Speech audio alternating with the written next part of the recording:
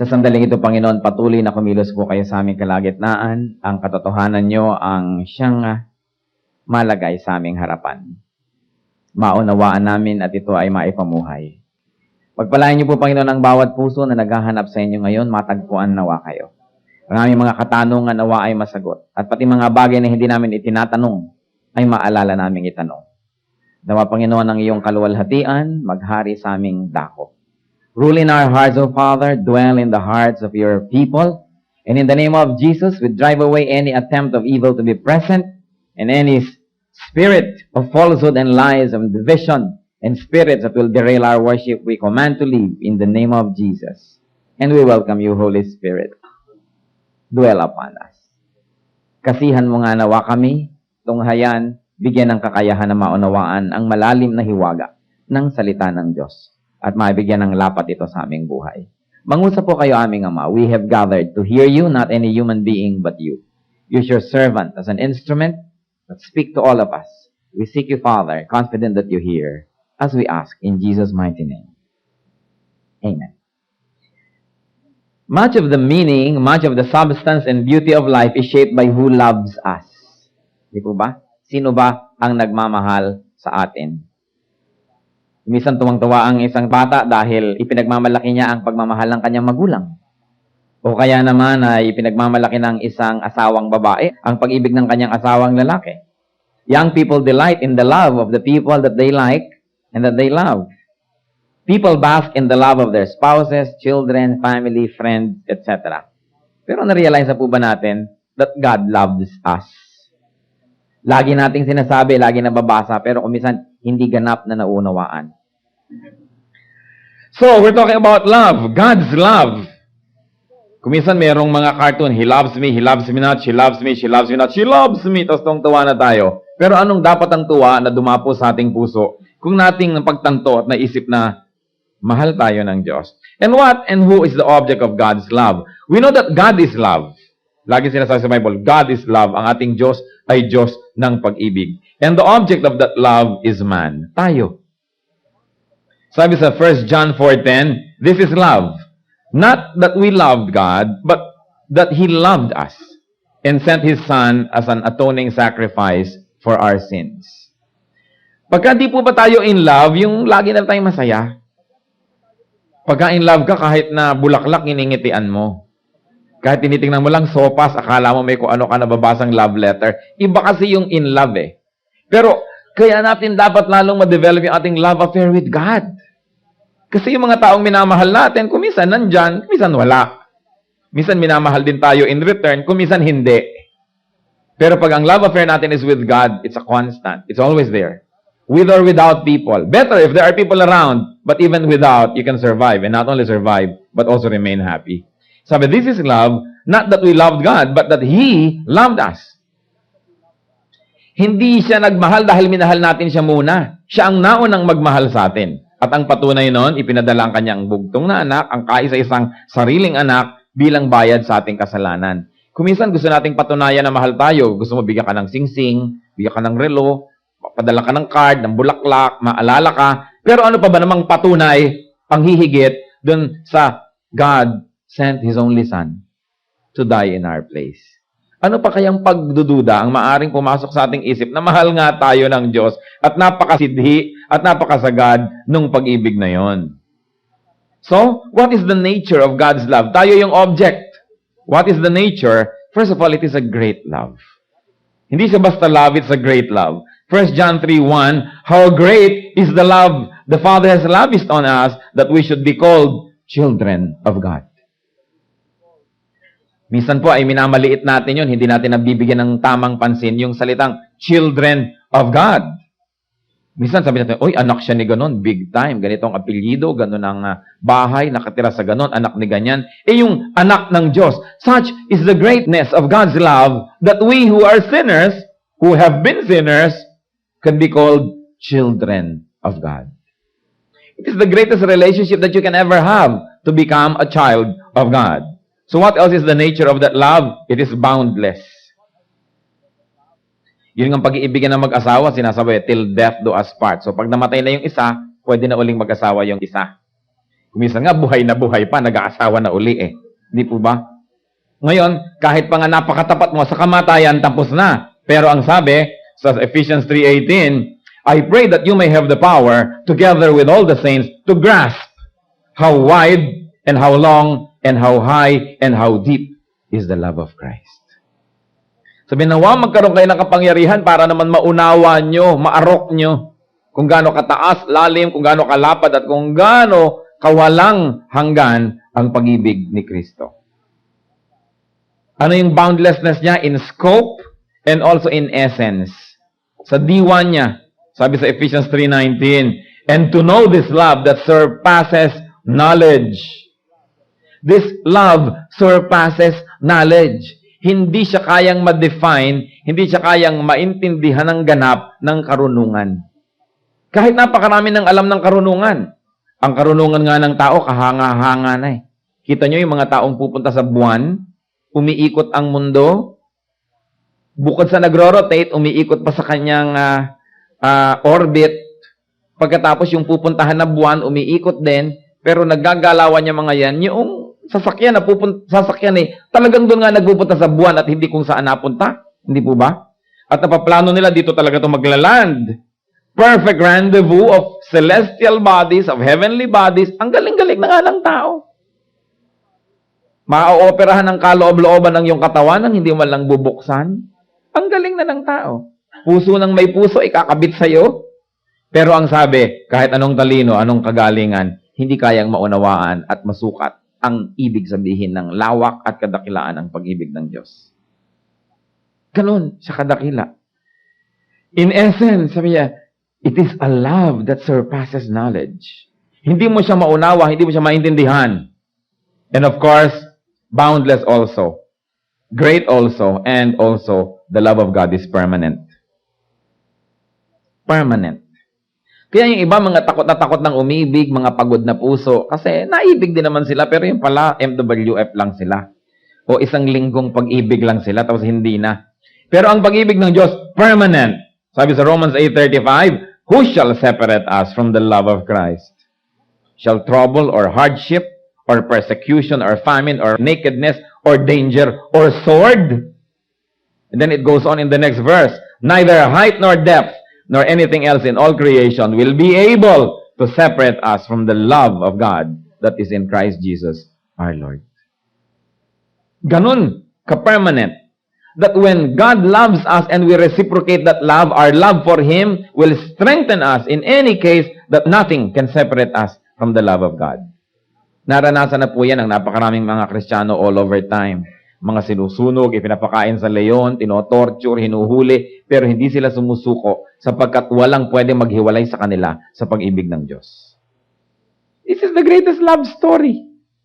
Ang mga pinipilahan sa mga pelikulang, mga kung anong love ni Juan kay Juana, love ni Pepe kay Pilar, pero mga illusions. No matter how great our love is for human beings, this is the greatest love we can ever have. Ang tanong nagbe-benefit po ba tayo from this love? Do we have this love life? Kaya kung minsan, kumusta ka? Eto, loveless. Bakit tayo pwedeng maging loveless? Eto nga yung greatness ng love ng Diyos. Kasi nakafocus lang tayo, we're fixated on romantic love. At pag talagang romantic love lamang ang tinuunan nyo, talagang madalas loveless. Madalas nga, torture pa yan. Although, meron din namang moments na maganda, syempre yan. Kaya nga, inilagay din yan ng Diyos. Pero hindi yan ang dapat focus ng lahat. But the permanent love of God. And how else can we look at the nature of God? God's love, it is unconditional. Walang patakaran. Pambihirang pag-ibig ito. Romans 5:8, but God demonstrates His own love for us in this. While we were still sinners, Christ died for us. Kailan po ba namatay si Kristo para sa inyo at para sa akin? Nung bang born again na tayo? Nung bang tinanggap na natin siya at nung nagpapakabandal na tayo? Hindi po ba? Nung hindi pa natin siya pinapansin, hindi pa natin siya kinikilala, makasalanan pa tayo, nabubuhay pa tayo sa kasalanan, that's when Christ died for us. Nauna siyang umibig. Inibig niya tayo nung di pa tayo kaibig-ibig. No, ang humanity may kasalanan, destined to go to hell, destined to what? Eternal destruction. That's when God decided that He would die for us. Etong tanong, kung nung araw na hindi pa tayo ligtas, kung nung araw na hindi pa tayo nahuhugasan ng dugo ni Kristo, kung nung araw na nabubuhay pa tayo sa kasalanan at sa kadiliman ng ating mga kung ano-anong mga relihiyon, at kung nung araw na malayo tayo sa Diyos, minahal na niya tayo, di ngayon pa kaya lalo na nahugasan na tayo, na kay Lord na tayo, kahit paano nagsisikap na tayong magpakabanal, kinakalimutan na natin yung mga nakaraan, kahit paano tinatalikuran natin yung ating mga bisyo at mga maling relasyon, ngayon pa kaya tayo hindi lalong kamahal-mahal at kaibig-ibig sa tingin ng Diyos? Kung nung araw nga, hopeless, children of darkness, children of Satan, minahal. Ngayon pa na kumikilala na sa Diyos. It's a very unconditional love. And another thing, it's very initiative. Adjective, yung gamit ko sa initiative. Okay? Hindi noun. It's very initiative. It initiates. Siya ang nagpaumpisa ng pag-iibigan. Nung hindi natin pinapansin, hindi natin kinikilala, nun niya tayo inibig. Ngayon pa kayang pinansin na natin at kinilala. Mas kinalilimutan paminsan-minsan. Di lalo na ngayon tayong mahal ng Diyos. Kaya dapat walang taong sinasabing loveless ang buhay ko. And what else will characterize God's love? It is very sacrificial. So John 15:13, greater love has no one than this, that one lay down his life for his friends. Ano pa nga naman daw pag-ibig ang mahihigit doon sa inaalay mo ang iyong sariling buhay para sa iyong minamahal? And the Lord has done that. The Lord offered His life for all of us. Kaya sino man ang tatanggap ng pag-ibig na yon, ay matatanggap yon. Pero pwede nyo rin naman tanggihan. Pero sino man ang handa na tumanggap nun, ay tatanggap nun. How else is the love of God described? It is a very comforting love. Philippians 2:1. If you have any encouragement from being united with Christ, if any comfort from His love, blah, blah, blah. In other words, there is love and there is comfort in that love. Kung minsan may nagmamahal sa atin pero very uncomfortable. Minamahal ka nga pero pinoposes ka. Sinasakal ka, ikinukulong ka, hindi ka na makapunta dito at makangiti doon, hindi mo nagawa ito at hindi mo na magawa yon, ginawa ka na niyang property. So, mahal mo nga ako, pero ano nangyari sa akin? Naging mo akong ari-arian. Ipaling dito, ipaling doon, pahingahin dito, huwag pahingahin. Yun ang nangyayari because many people who love smash to pieces the object of their love. But the love of God is comforting. The love of God liberates instead of imprisons. The love of God allows you to be the best person that you can ever be. Kung minsan pag may mahal tayo, hindi natin payagan na mag-bloom, hindi natin payagan na lumago. Gusto natin, maliit ka lang para lagi kang kasya sa aking bulsa. Huwag ka na mag-aral pa, huwag ka na umatin pa niyan. Dito ka na lang. Para haba ka nagiging mangmang, lumiliit ang iyong mundo, mas kaya kita, nasa bulsa kita. May mga ganyang love. Kung minsan nakakapagsisi, bakit ba naibig pa ako ng taong ito? Kung pwede ko lang ibalik ang kahapon. Hindi po ba? Kung minsan ay ganyan ang himutok ng mga nag-aasawa. But the love of God is comforting. The more of it, the better, the nicer. And then finally, although there are many traits of God's love, but we will concentrate on 7 now, God's love is corrective. Nagpapatino. Nagtatama. Revelation 3:19, those whom I love, I rebuke and discipline. Yan ang sabi ng Panginoon. Bagamat comforting, pero yung comfort sa tama. Hindi comfort sa mali. Kasi marami pong comfort sa mali eh. Maraming guminhawa nga ako pero mali. Pero may bayad uli yun. But God's love is corrective. So, napakatayog, napakaganda ng pag-ibig na ito. Ano po ang bunga ng pag-ibig na ito sa tao? Anong nagiging advantage natin? Anong napapala natin kung mamahal tayo ng Diyos? Unang-una, when this love of God is received, it brings salvation to people. Iniaalok eh. Hindi po namimilit ang Diyos, pero inaalok. Pagka itong iniaalok niya na to ating tinanggap, anong nagiging bunga? Naliligtas tayo mula sa maraming bagay. Unang-una, mula sa kaparusahan ng kasalanan. Lahat tayo makasalanan, walang exemption. Maliit, malaki, kasalanan pa rin. And sin should bring us to hell.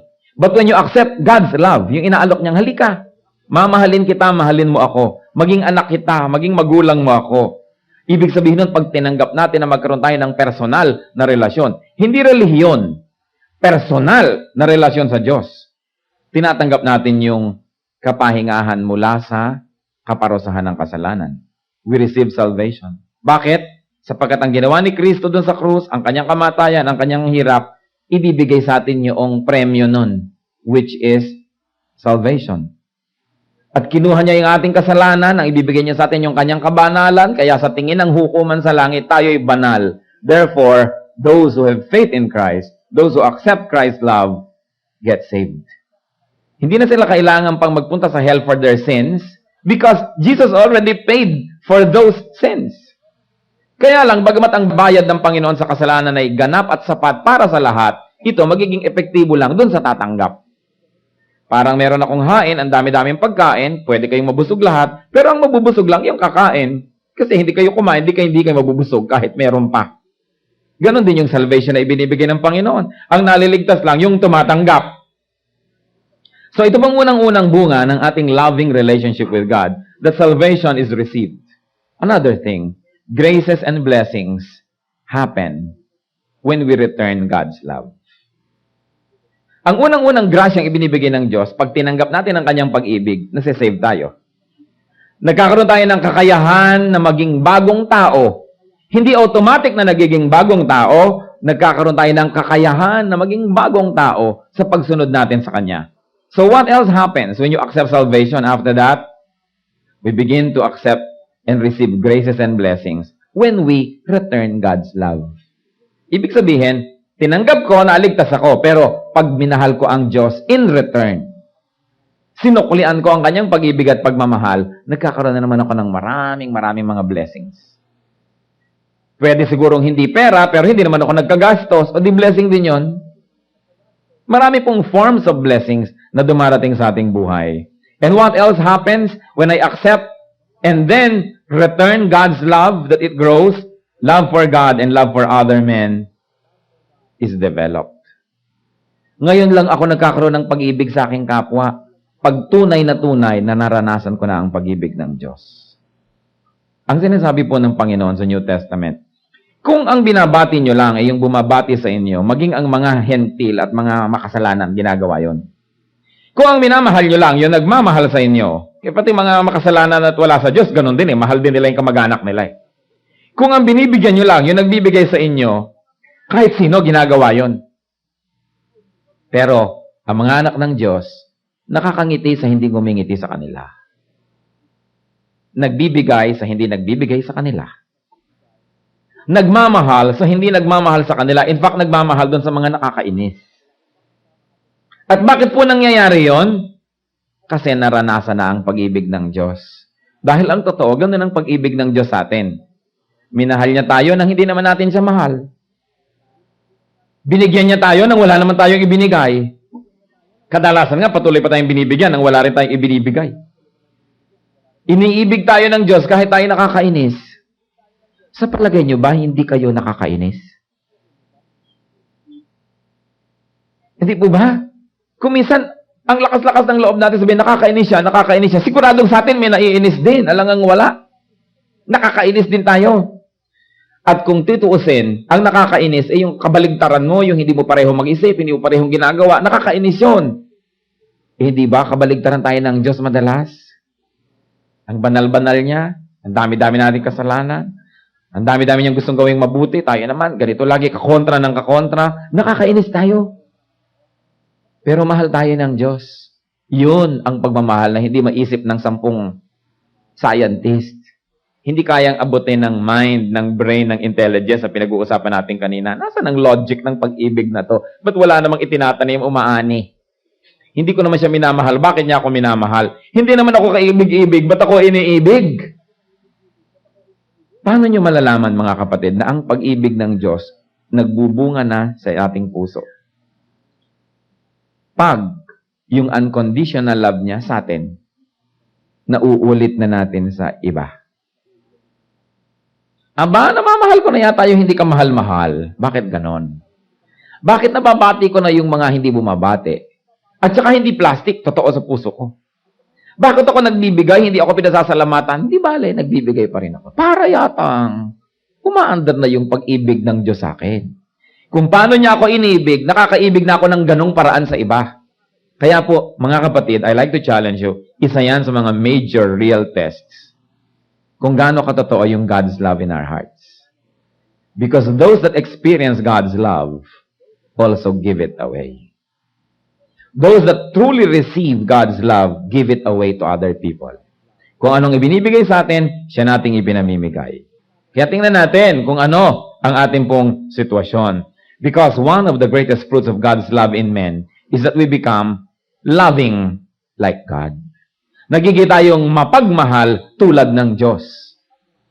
Pagmamahal na walang kondisyon, walang patakaran, walang hangganan, at hindi logical.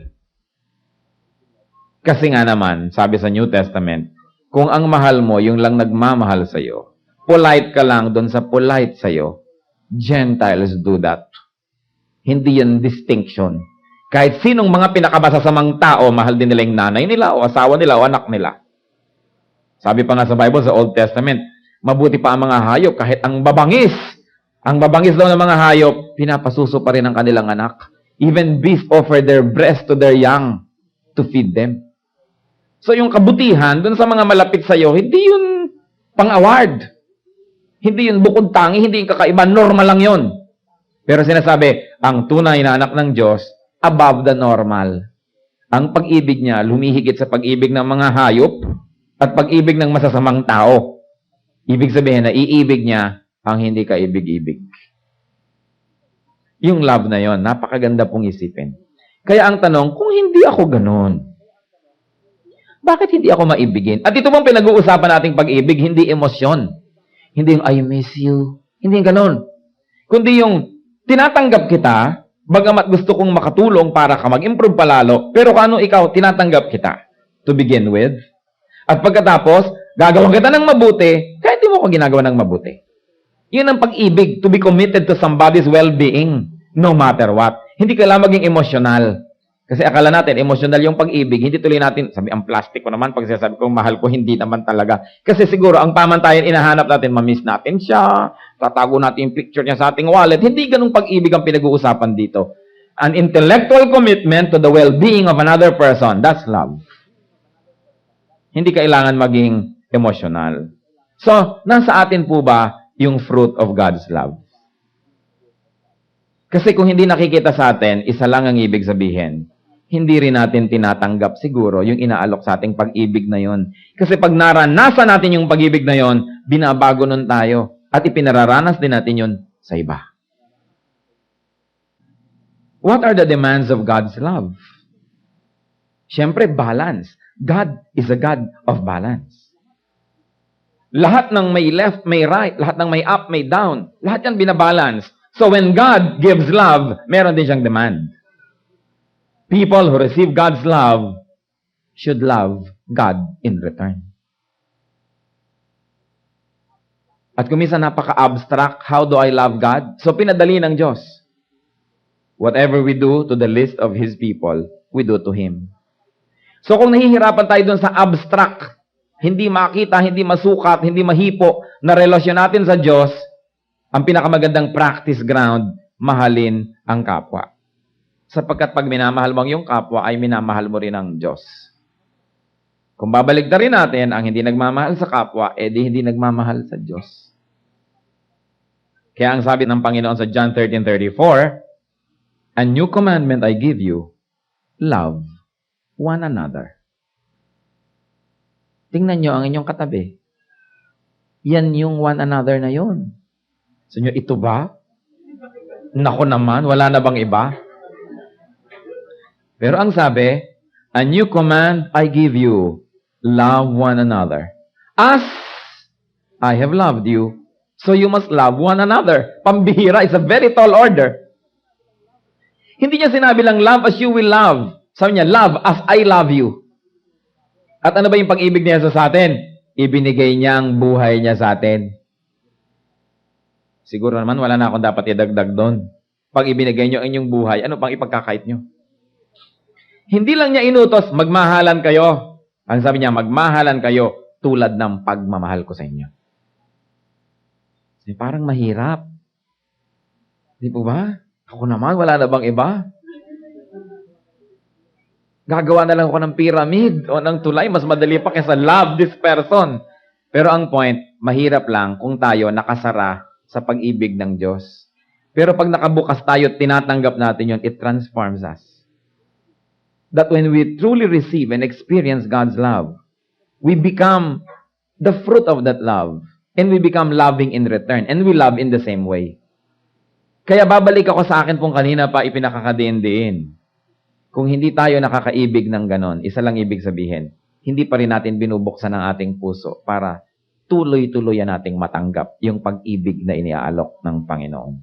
Because God's love transforms. Yung pag-ibig, ang lakas yan magpaiba. Hindi ba? Nakikita natin yung romantic love nga, inibig ka lang na gano'n, bigla kang sumipag. Bigla kang gawa ng assignment. Di ba? O assignment niya pala, hindi mo assignment ang ginagawa mo, pero sumipag ka. Di po ba? Yung mga, kumisan, directionless na mga lalaki, biglang na-in love at mahusay ang pamakikitungan ng asawang babae, nagpapakatino. Love changes us. Pati mga bata, yung minamahal at hindi minamahal, ibang behavior niyan eh. Ibang klaseng motivation yung love. Ano pa kung love of God? Napakahalaga. Sabi niya, love one another. And 1 John 3:16, this is how we know what love is. Jesus Christ laid down His life for us. And we ought to lay down our lives for our brothers.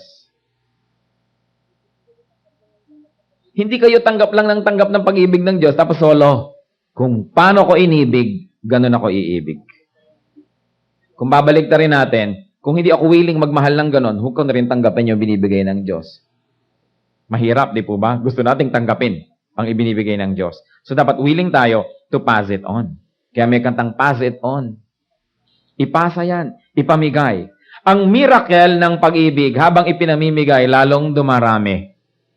Di po ba? Habang minamahal nyo ang isang tao, lalo naman niya kayong namamahal, lalong gumaganda ang samahan. Pero habang ipinagkakait nyo, lalong nauubos. The more you try to keep it for yourself, you lose it. But when you give love away, you multiply it. Because in Christianity, everything you give away, good things you give away, gets multiplied. Kita niyo yung 2 isda at 5 pirasong tinapay?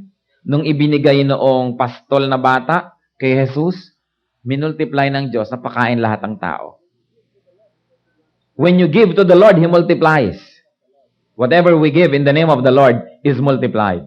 Kaya pati salvation, sharing, pagka sinishare nyo yan, binibigay nyo sa tao, dumadami ang believers, dumadami ang kilos ng Panginoon sa puso ng bawat isa. But we've got to what? Give it away. Sabi ng 1 John 4:11, dear friends, since God so loved us, we also ought to love one another.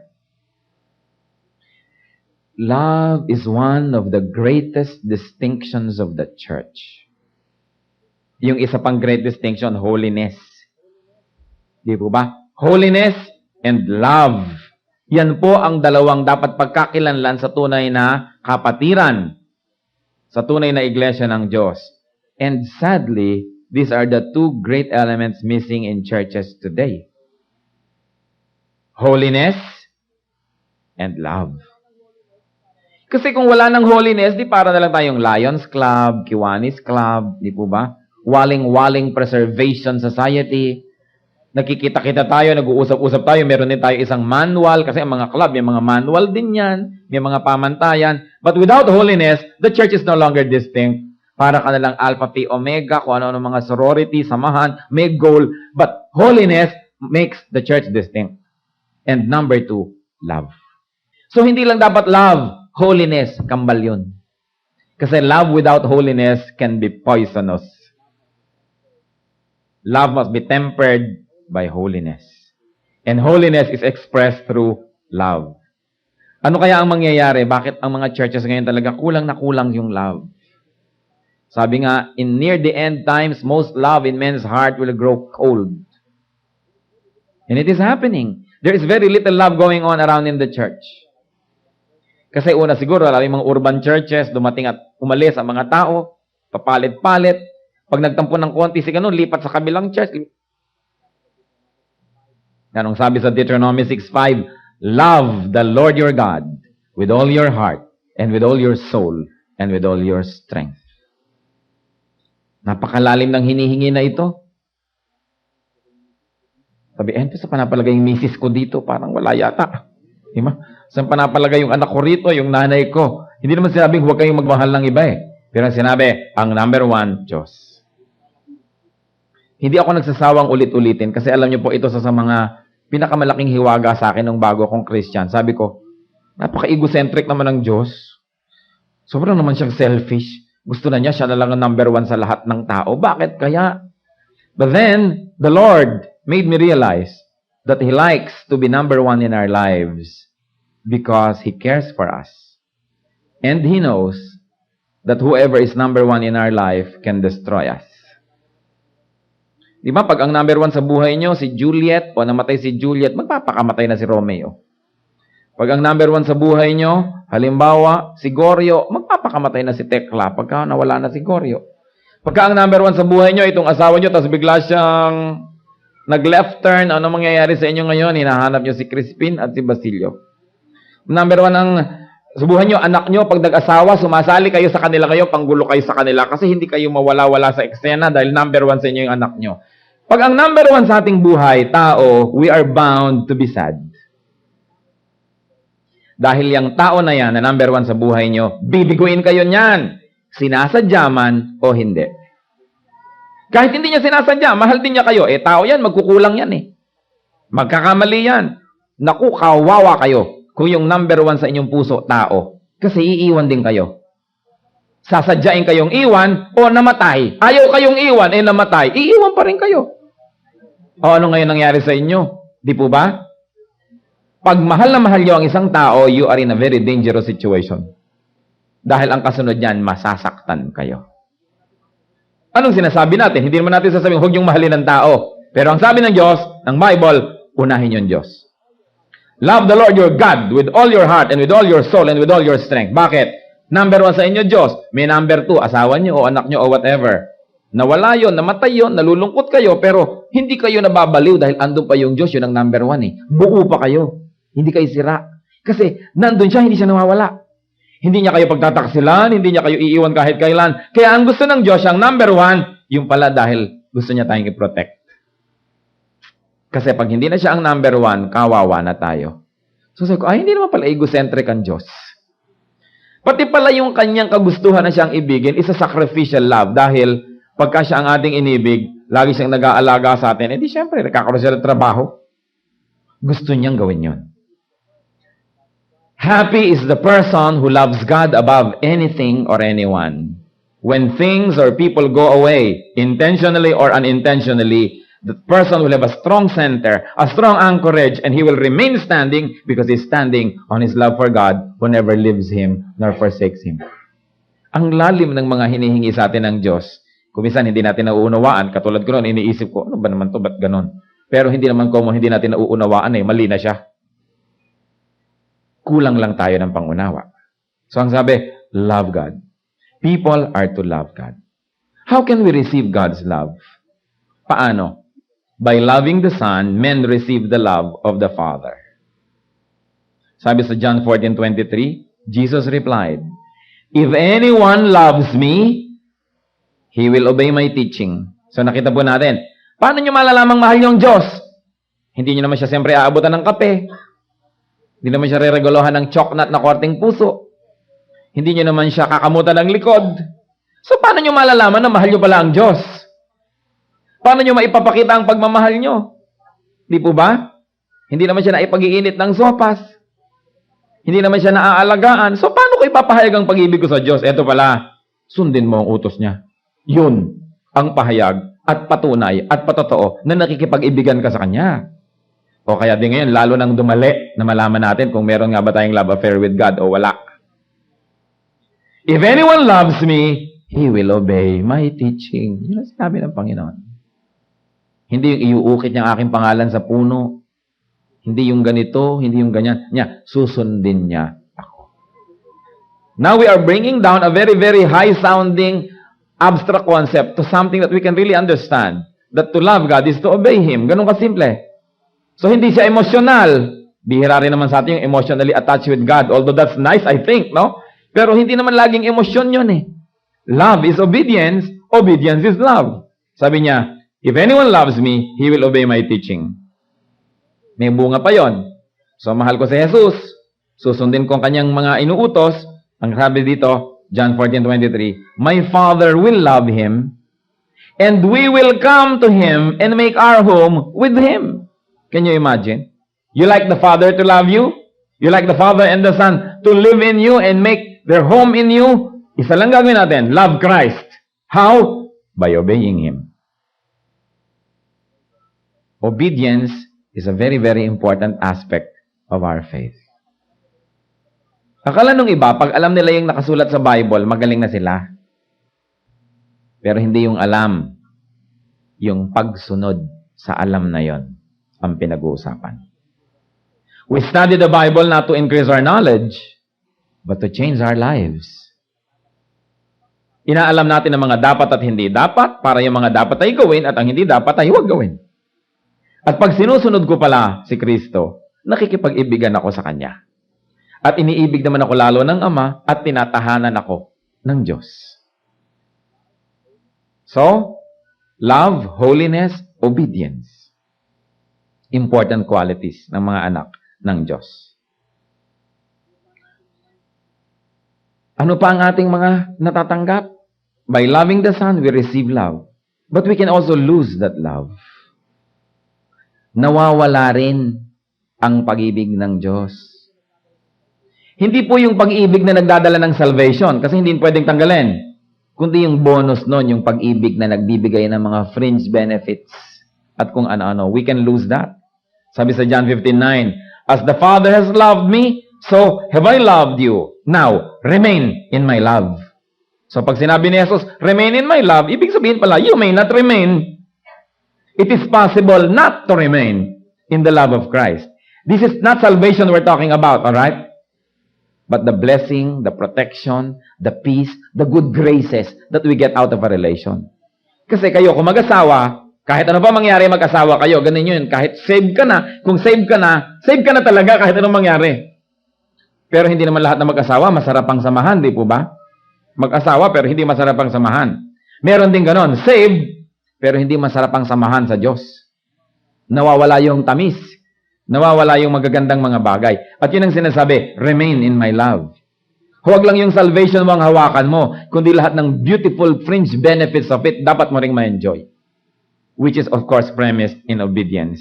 Sabi sa Jude 1:21, keep yourselves in God's love as you wait for the mercy of our Lord Jesus Christ to bring you to eternal life. So keep yourself in God's love. Magtrabaho ka. Magpunyagi ka, magsikap ka para wag kang mawala dun sa area ng pakikipag-ibigan mo sa Diyos. Pero hindi salvation ang pinag-uusapan. Hindi salvation ang pinaghihirapan.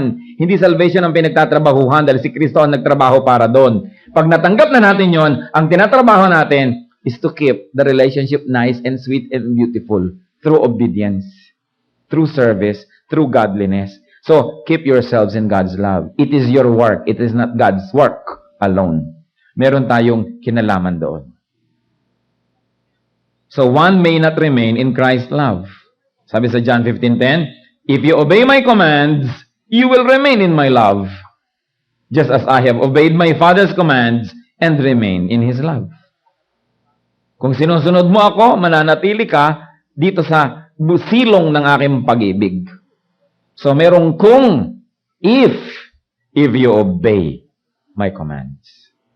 Madalas po tayong mga Kristiyano, nalilimutan natin yung part na yun ng buhay, yung obedience. Akala natin sapat na to know. But to know and not to obey is worse than not to know anything at all.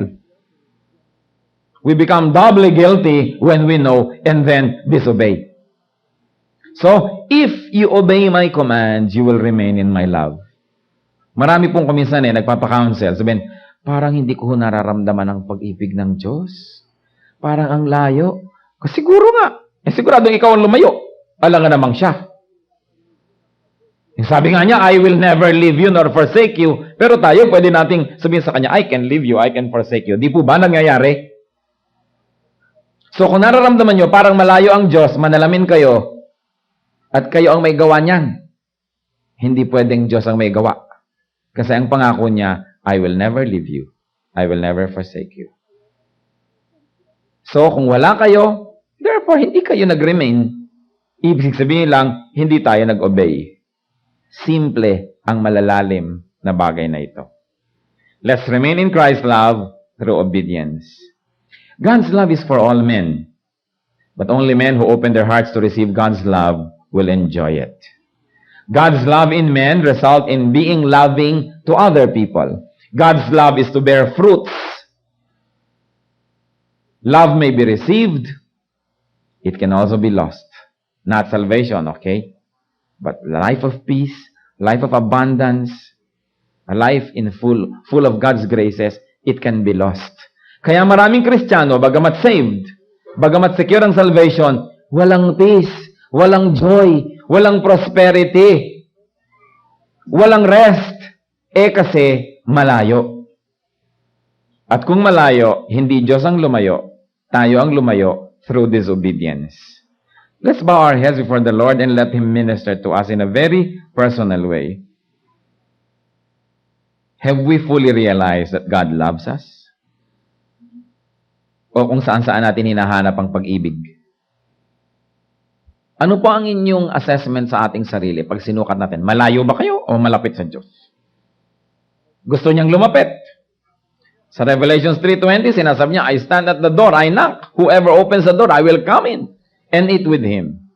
So pag wala siya at hindi nyo kasama sa loob, ibig sabihin, hindi nyo pinagbubuksan. Kasi ang sabi niya ay knock. Kaya meron po tayong responsibilidad.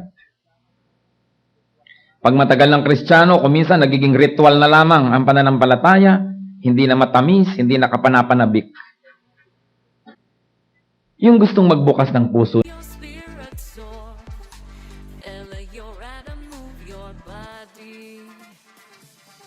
All of mine, I know I'm mine. All of mine, why did you have to? You were all I needed, yeah, yeah. I gave you my heart, my soul, my heart.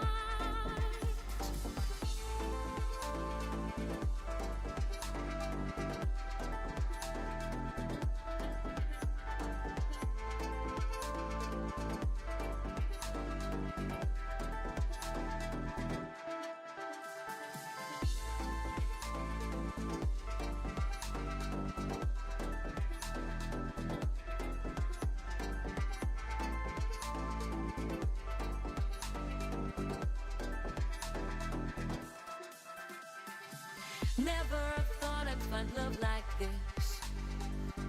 Never thought I'd be waiting. Move your body, let your spirit soar.